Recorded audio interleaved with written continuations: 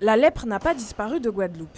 C'est le message qu'a tenté de faire passer le centre de lutte anti-ancénienne, aujourd'hui au CHU. 5 cas seraient répertoriés chaque année.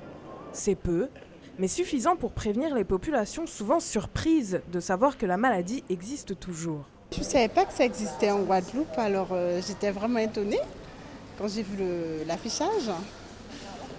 Ah oui, j'ai très peur. Donc je suis surprise que ça existe toujours en Guadeloupe. La lèpre, ou maladie de Hansen, est une maladie infectieuse apportée d'Europe au XVIIe siècle. À cette époque, les lépreux étaient envoyés à la désirade pour éviter les contaminations.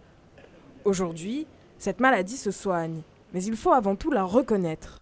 C'est une maladie qui se manifeste par des taches sur la peau.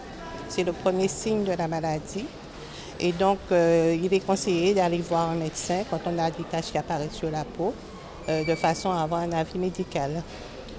Ce n'est pas une maladie qu'on peut détecter dans le sang, parce qu'il faut faire des prélèvements de tissus pour pouvoir la détecter. Une personne atteinte de la lèpre peut ou non transmettre la maladie. La contagion dépend à la fois du malade et du système immunitaire de son entourage. Alors elle se transmet par les voies aériennes supérieures, plus simplement par le nez.